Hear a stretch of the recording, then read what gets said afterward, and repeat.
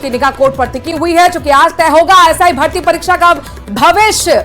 राज्य सरकार कोर्ट में आज पेश करेगी जवाब। एसआई भर्ती पर सरकार क्या जवाब पेश करेगी, सभी ये बात जानना चाहते हैं। और कुछ ही देर में ये साफ तस्वीर हो जाएगी। किरोड़ीलाल मीणा ये वो मंत्री हैं जो लगातार एसआई भर्ती परीक्षा को रद्द करने की मांग करते रहे, तमाम मंत्रियों से, मुख्यमंत्री से भी मुलाकात करते रहे और साथ में उन्होंने वादा तक किया था। जो एसआई भर्ती से जुड़े हुए अभ्यर्थी को लेकर तस्वीरें आई, उनको लेकर उन्होंने साफ तौर पर जो युवा हैं उनको वादा किया था कि मैं ये काम कराऊंगा कि भर्ती परीक्षा रद्द कराऊंगा। लेकिन इन सब के बीच में अब सरकार का क्या टेक है, सरकार क्या जवाब देगी, ये कुछ ही देर में कोर्ट में साफ हो जाएगा।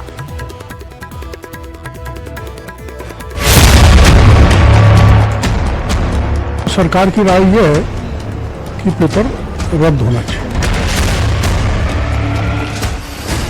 क्या रद्द हो जाएगी एसआई भर्ती परीक्षा 2021? हाईकोर्ट में गुरुवार को सरकार दाखिल करेगी जवाब।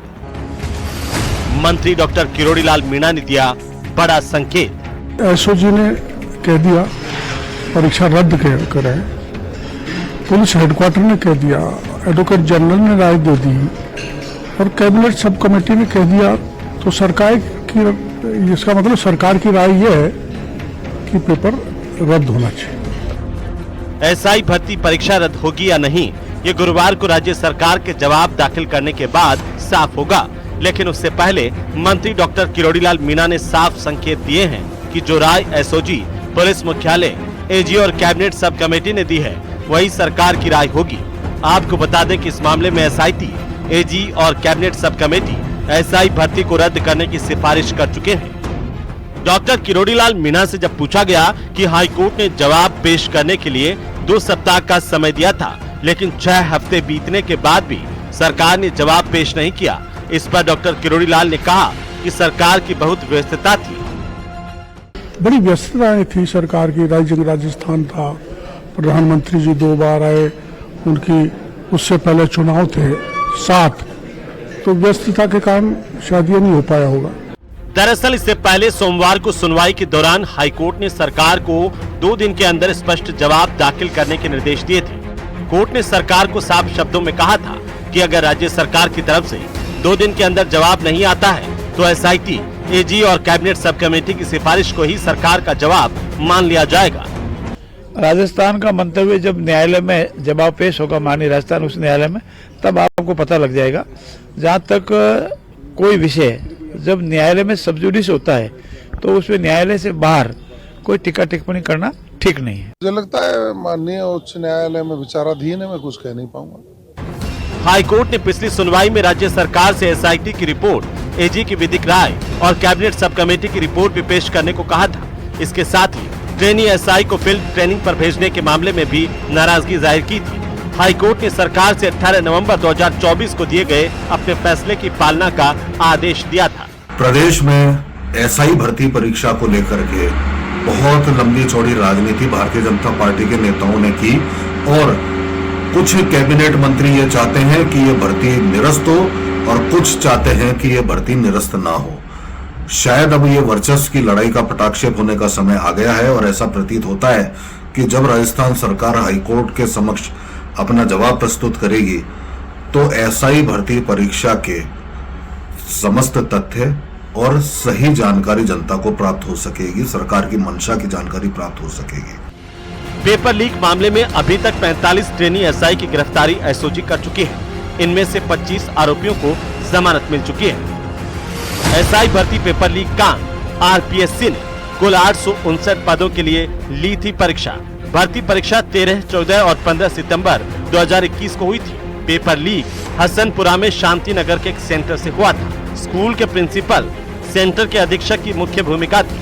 भजनलाल सरकार ने जांच के लिए एसआईटी बनाई। मार्च 2024 से लीक कांड में गिरफ्तारी शुरू हुई। धांधली के बाद परीक्षा को रद्द करने की मांग उठी।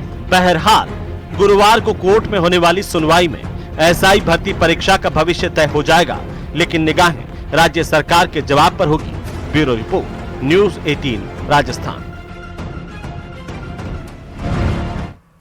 तो इस बड़ी खबर पर लगातार हमारी नजर बनी हुई है, हालांकि अपडेट आप तक पहुंचाएंगे। बहरहाल खबरों में आगे बढ़ते हुए एक और बड़ी खबर का रुख कर रहे हैं। जयपुर से बड़ी खबर है जहां पर हादसा हो गया है। बस्ती में भीषण सड़क हादसा हुआ है, 2 कार आपस में टकरा गई हैं। हादसे में एक की मौत हुई है, 4 लोग घायल हुए हैं। शव को मोर्चरी में रखवाया गया है। बस्ती चक के पास देर रात की घटना, तस्वीरें भी आपके सामने हैं जहां पर देखिए किस तरीके से 2 कार आपस में टकरा गई। दोनों बुरी तरह से चकनाचूर हो गई हैं। दोनों कारों के आगे का जो हिस्सा है बुरी तरह से क्षतिग्रस्त हो चुका है। आपस में कार टकराई, इसमें एक की मौत हुई है जबकि 4 लोग घायल हुए हैं। बस्ती में भीषण सड़क हादसे की खबर मिल रही है।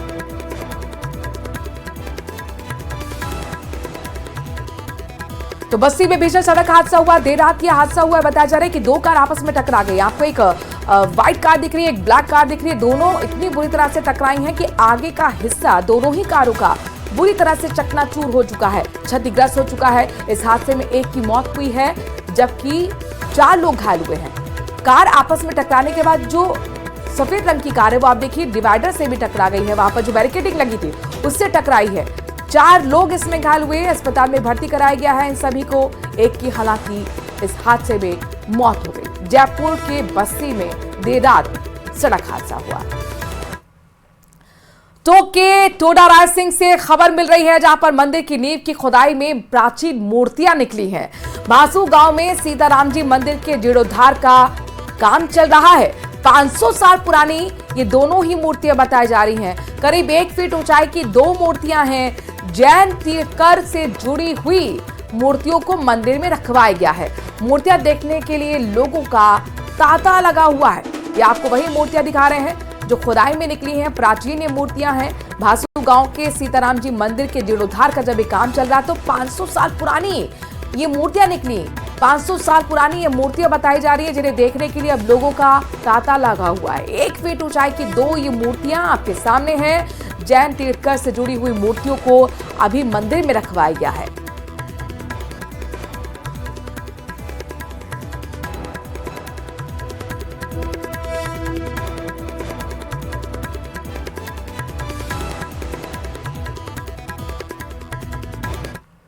जयपुर के रेनवाल से बड़ी खबर है, बिग ब्रेकिंग। असामाजिक तत्वों ने बाबा साहेब अंबेडकर की मूर्ति को तोड़ डाला। घटना से ग्रामीणों में जबरदस्त तरीके से गुस्सा नजर आ रहा है। गुस्साए ग्रामीणों ने धरना शुरू कर दिया। पुलिस मौके पर पहुंची। रेनवाल के काबारों के बास गांव का ये पूरा मामला है जहां पर देखिए तस्वीर आपके सामने है किस तरीके से एक बार फिर असामाजिक तत्वों ने अंबेडकर की मूर्ति को निशाना बनाया, उनकी मूर्ति को तोड़ दिया है। ऊपर का जो हिस्सा है वो पूरी तरह से टूटा हुआ आपको नजर आ रहा है। ऐसे में ग्रामीणों में जबरदस्त तरीके से गुस्सा है। गुस्साए ग्रामीणों ने धरना शुरू कर दिया है और मांग की है कि आरोपियों को जल्द से जल्द पकड़ा जाए। जो असामाजिक तत्व हैं जिन्होंने ये काम किया है उनको पकड़ने का काम पुलिस करे। हालांकि पुलिस मौके पर पहुंची हुई है। रेनवाल के काबरों का बास गांव का ये पूरा मामला है। संविधान निर्माता बाबा साहेब अंबेडकर की एक बार फिर मूर्ति को असामाजिक तत्वों ने निशाना बनाया है। हीरालाल हमारे संवाददाता इस खबर पर ज्यादा जानकारी के साथ जुड़ गए हैं। हीरालाल, कोई जानकारी, कौन थे ये लोग? जी देखिए, रेनवाल के काबरोबास का गांव का ये पूरा मामला है जहां बीती रात अज्ञात लोगों ने बाबा साहब अंबेडकर की जो मूर्ति थी उसकी गर्दन को तोड़कर अपने साथ लेके सुबह जब लोगों को इसकी जानकारी मिली तो बड़ी संख्या में लोग मौके पर एकत्रित हो गए और उन्होंने घटना को लेकर रोष जाहिर किया।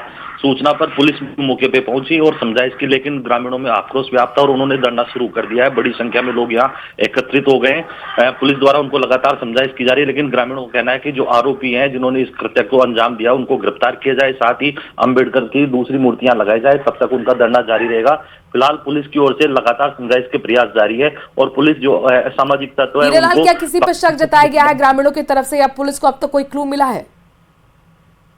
जी देखिए, मामले की जानकारी आने पर पुलिस मौके पे पहुंची और लोगों से बातचीत की और आसपास के जो सीसीटीवी कैमरे हैं उनके फुटेज भी खंगालने का प्रयास कर रही है।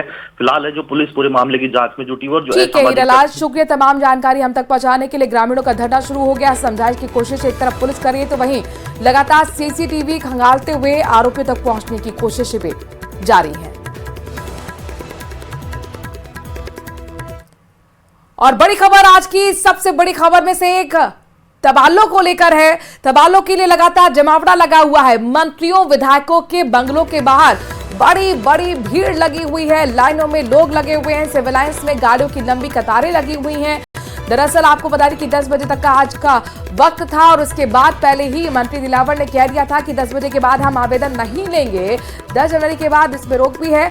जयपुर से बड़ी खबर तबादलों के लिए आप देख सकते हैं किस तरीके से लोग यहां पर अपने अपने आवेदन लेकर पहुंचे हुए हैं, अपनी अपनी अपील लेकर पहुंचे हुए हैं, अपनी अपनी सिफारिश लेकर पहुंचे हुए हैं, मंत्रियों के पहुंचे हुए हैं, विधायकों क्या उनके बंगले के बाहर आप देखिए किस तरीके से लोगों की जबरदस्त तरीके से भीड़ लगी हुई है, क्योंकि आज सिर्फ 10 बजे तक ही आवेदन दे सकते हैं ट्रांसफर से जुड़े हुए और उसके बाद नहीं दे पाएंगे। ये पहले ही मंत्री दिलावर साफ कर चुके हैं, ऐलान कर चुके हैं। लिहाजा हर कोई ये कोशिश कर रहा है कि हमारी सिफारिश मंत्री तक पहुंच जाए, विधायक तक पहुंच जाए। तो पूरा मामला ट्रांसफर यानी कि तबादलों से जुड़ा हुआ है और तबादलों को लेकर ही ये भीड़ आपको विधायकों के घर के बाहर और मंत्रियों के घर के बाहर नजर आ रही है। राज्य सरकार ने जैसे ही तबादलों से रोक हटाई है तो वहीं जो कर्मचारी हैं, अधिकारी हैं, वो ट्रांसफर्स के लिए मंत्री और विधायकों के जो आवास है, बंगले हैं, उनके ऊपर जमावड़ा दिए हुए हैं। इस वक्त जो सिविल लाइंस का जो इलाका है, जहां पर मुख्यमंत्री से लेकर उप मुख्यमंत्री तमाम जो मंत्री रहते हैं, वहां पर गाड़ियों की लंबी लंबी कतारें हैं और मंत्रियों के बंगलों का आप ये जो हाल देख सकते हैं कि लोग यहां पर जो कर्मचारी हैं वो अपने ट्रांसफर्स को लेकर उनके जो निवास है वहां पर डटे हुए हैं, बैठे हुए हैं। हालांकि अब कई मंत्रियों ने यह कह दिया है कि आवेदन जो है सुबह 10 बजे तक ही लिए जाएंगे। ऐसे में क्योंकि महज एक दिन का समय बचा है, यानी 10 जनवरी तक लास्ट यहां पर ट्रांसफर हो सकते हैं। आप देख सकते हैं कि ये तमाम जो कर्मचारी हैं अपने समर्थकों, कार्यकर्ताओं, नेताओं के साथ मंत्रियों के बंगलों के ऊपर जमे हुए हैं, डटे हुए। इन्हें उम्मीद है कि जो है इनका जो ट्रांसफर होगा। कहां से आप आए हैं साहब, कहां से आए? गंगानगर से आए हैं। कार्यकर्ताओं को बड़ी उम्मीद है, क्या पूरी होगी? बिल्कुल सर, राज्य सरकार बहुत बढ़िया काम कर रही है, हमारी उम्मीद पूरी होगी। क्या कहेंगे साहब, अब तबादलों से साल भर बाद में जो रोक हटी है, सरकार से बड़ी उम्मीद है? ये कर्मचारियों के लिए बहुत खुशी की बात है जो दूर दराज बैठे हैं, अपने घर के नजदीक आएंगे। और जैसे मंत्री जी का स्टेटमेंट आया कि दूर बाड़मेर जो बैठे हैं एएनएम बहने और जो, तो उनको घर के नजदीक लेंगे, ऐसा समाचार सुन के कर्मचारी वर्ग खुश है।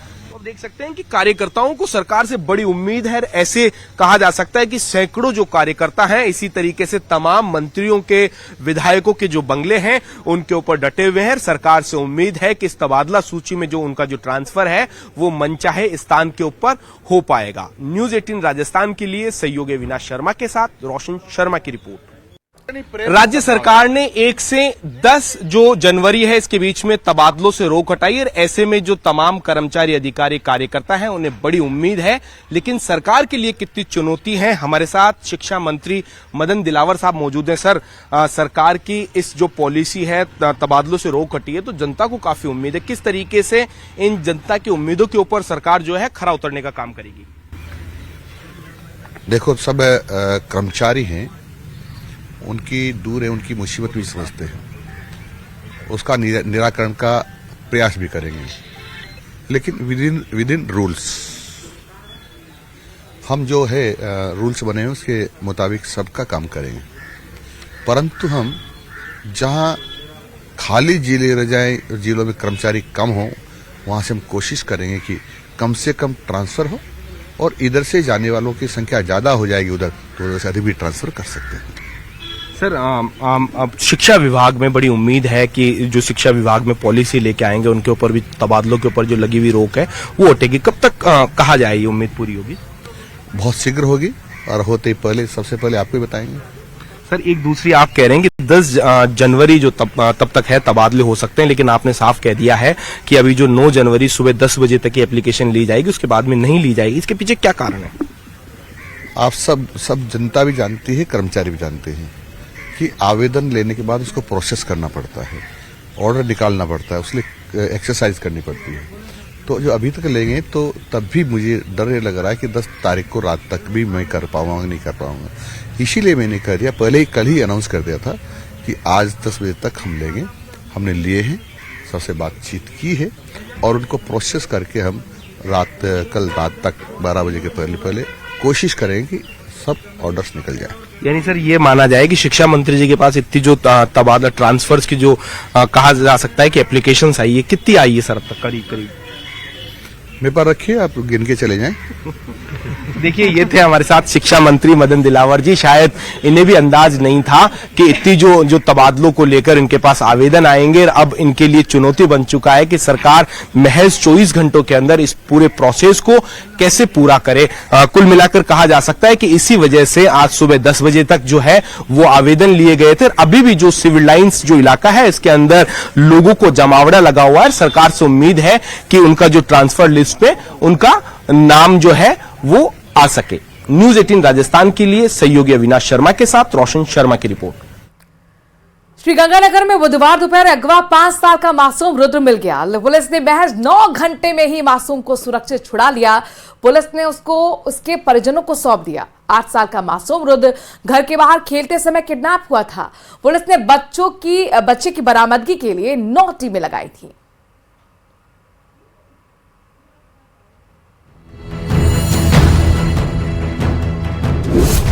परिवार के पास सकुशल लौटा 8 साल का रुद्र।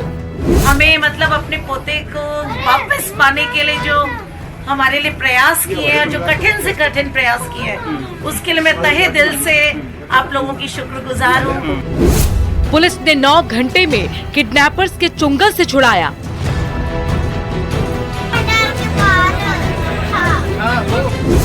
घर के बाहर खेलते समय हुआ था किडनैप।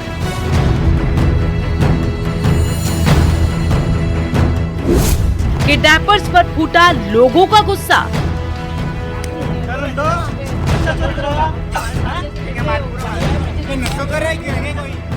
परिवार के चेहरे की खुशी इस बात की गवाही दे रही है कि 8 साल का मासूम रुद्र सुरक्षित और सकुशल बदमाशों के चुंगल से छूटकर अपने परिवार के बीच खिलखिला रहा है। ये संभव हो सका खाकी की तत्परता से। पुलिस ने महज 9 घंटे में मासूम रुद्र को बरामद कर लिया। पुलिस के हत्थे चढ़े किडनैपर्स पर लोगों का गुस्सा फूट पड़ा। नोटिस किया इसने?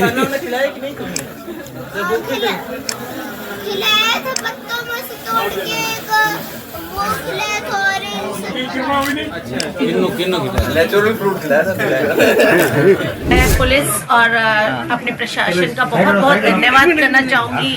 और मेरे साथ में गली मोहल्ले रिश्तेदार और आप सभी का जो यहाँ पर हमारी इस दुखद और संकट की घड़ी में हमारा संबल बढ़ाया और हमारा मनोबल बढ़ा के हमें मतलब अपने पोते को वापस पाने के लिए जो हमारे लिए प्रयास किए और जो कठिन से कठिन प्रयास किए उसके लिए मैं तहे दिल से आप लोगों की शुक्रगुजार हूँ। और मैं मतलब इसके लिए मेरे पास शब्दों की कमी है, लेकिन जो मेरी भावनाएं हैं वो बहुत ही मतलब क्या शब्द नहीं बयान।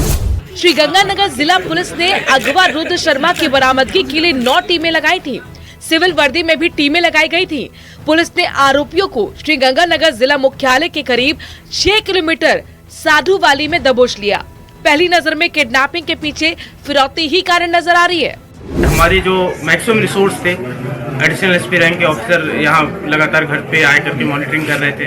हमारे सीओ सिटी आदित्य जो अभी एसपी रैंक पर आ गए हैं, हमारी डीएसटी टीम, साइबर टीम सभी पूरी तरीके से लगी थी। हमने जितने भी टेक्नोलॉजी होती, टेक्निक होती, ह्यूमन इंट हुआ, चाहे साइबर इंट हुआ, चाहे साइकोलॉजिकल इंट हुआ, इन सभी को यूज करते हुए ये सुनिश्चित किया कि बच्चा जो हमारी फर्स्ट प्रायोरिटी थी, बच्चे को सकुशल परिवार से मिलाया जाए। और ये इसके लिए मैं अपनी पूरी टीम को धन्यवाद देना चाहता हूँ, परिवार वालों को भी धन्यवाद देना चाहता हूँ कि उन्होंने पुलिस पे भरोसा बनाए रखा।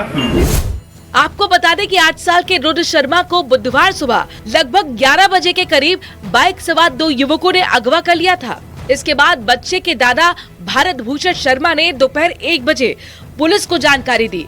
बताया कि बाइक सवार बदमाश गली में खेल रहे उनके पोते रुद्र को किडनैप करके ले गए हैं।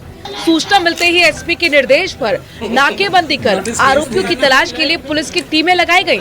घटनास्थल के आसपास लगे सीसीटीवी फुटेज खंगाले गए, जिसमें किडनैपर्स रुद्र को बाइक पर ले जाते हुए दिखाई दिए।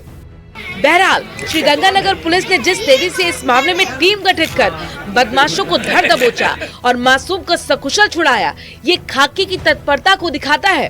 पुलिस किडनैपर से पूछताछ में जुटी है। जल्द ही इस मामले में बड़ा खुलासा हो सकता है। न्यूज 18 के लिए श्रीगंगानगर से अशोक शर्मा की रिपोर्ट।